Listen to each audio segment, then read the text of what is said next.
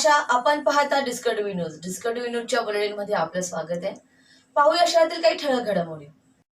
विज्ञान, कला व कार्यानुभव उत्सव 2022 आंतरशालेय स्तरांवरील सर्वांगीण विकासाला वाव देणारी स्पर्धा आर्य गुरुकुल नांदिवली येथे दिनांक 13 व 14 ऑगस्ट 2022 च्या दिवशी आयोजित करण्यात आली. स्वातंत्र्याच्या अमृत महोत्सवाचे औचित्य साधून कार्यक्रमाचे आयोजन करण्यात आले. या स्पर्धेत शिक्षक व मुलांच्या कल्पनाशक्तीला आकार देण्यासाठी वैज्ञानिक अनुभव मंच उपलब्ध करून दिला आहे. या स्पर्धेमध्ये आर्य ग्लोबलच्या सेंट मेरी स्कूल कल्याण, आर्य गुरुकुल नांदिवली आणि अंबरनाथ मॉडर्न स्कूल अंबरनाथ तसेच लिटल आर्यन या शाळेचा सहभाग होता.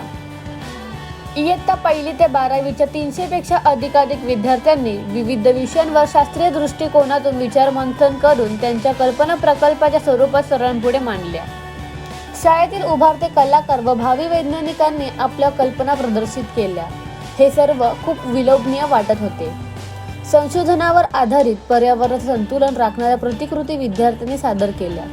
तसेच या कार्यक्रमाचे उद्घाटन श्री नरेंद्र पवार आणि सौ विशाखा सुतार, द स्कॉलर्स हायस्कूल आणि ज्युनियर कॉलेज भिवंडीच्या प्राचार्या तसेच इतर मान्यवरांच्या हस्ते कार्यक्रमाचे उद्घाटन करण्यात आले.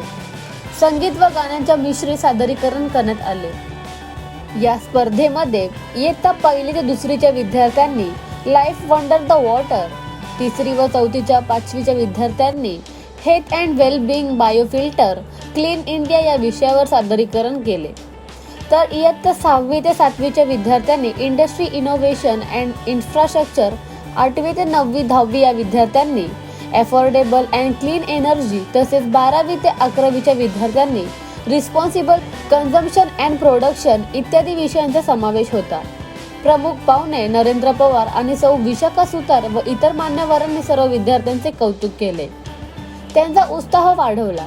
आर्य गुरुकुल शाळेच्या प्राचार्या सौ राधामणी अय्यर, सेंट मेरी स्कूल कल्याण शाळेच्या प्राचार्या सौ दिव्या बोरसे, आर्य गुरुकुल अंबरनाथ शाळेचे प्राचार्य श्री निलेश राठोड या मान्यवरांनी देखील मुलांच्या कलागुणांची स्तुती केली.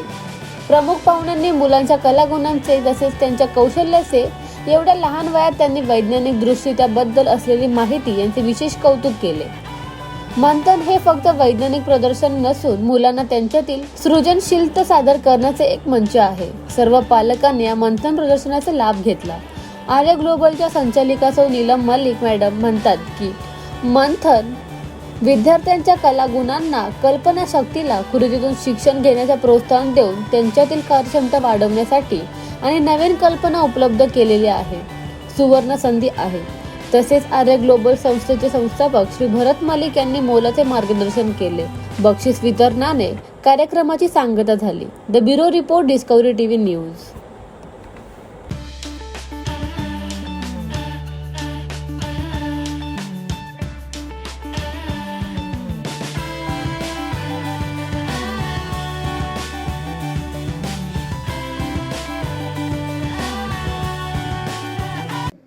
और हम अभी आज मंथन प्रोग्राम में हैं और आज उसका पहला दिन है. आर्य गुरुकुल स्कूल में ये इंटर स्कूल कंपटीशन होता है और एक एग्जीबिशन होता है जो रिसर्च बेस्ड होता है. 23 स्कूल इसमें पार्टिसिपेट करते हैं.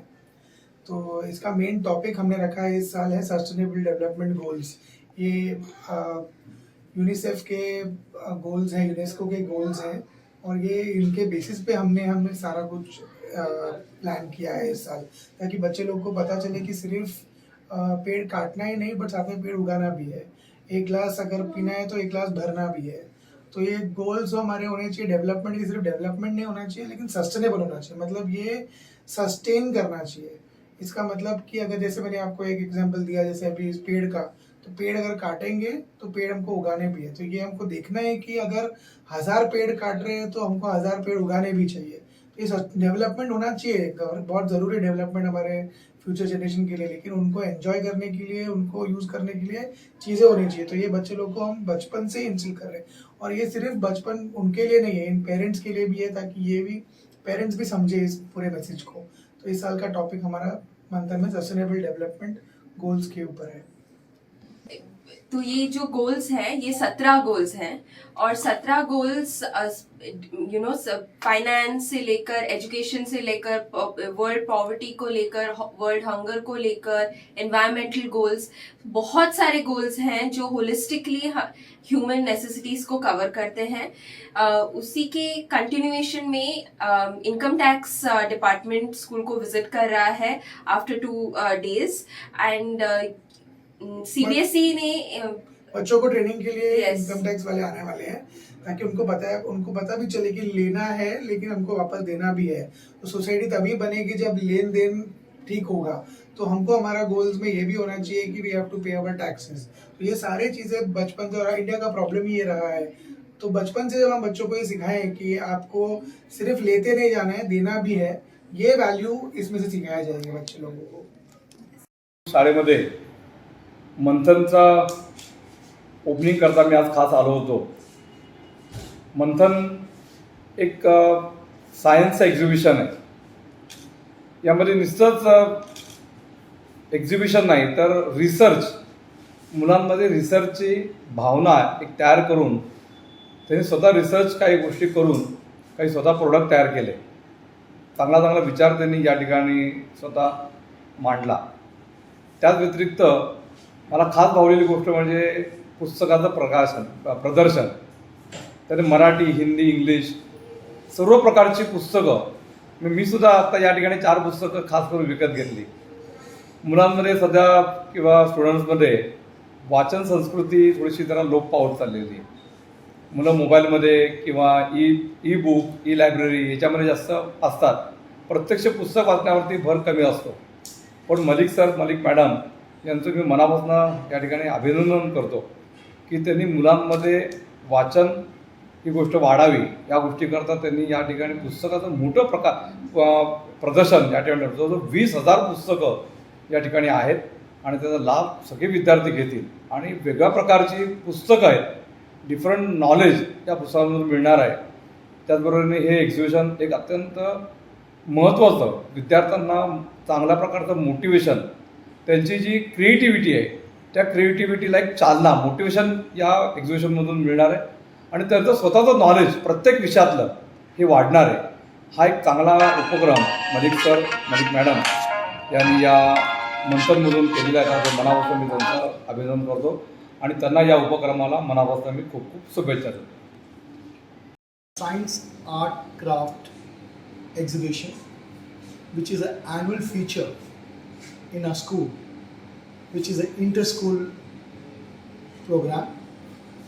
Since COVID was there for last 3 years, we could not have this Manthan. Manthan was an online program, but now we are very happy that we have reinstalled the Manthan, and our group schools are there this year, but next year, as situation changes, we'll make it an inter-school competition, where last time when we had, there were more than 22 schools of Thana, Dombivli in the Manthan.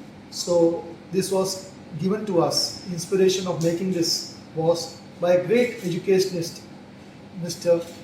Vajpayee sir.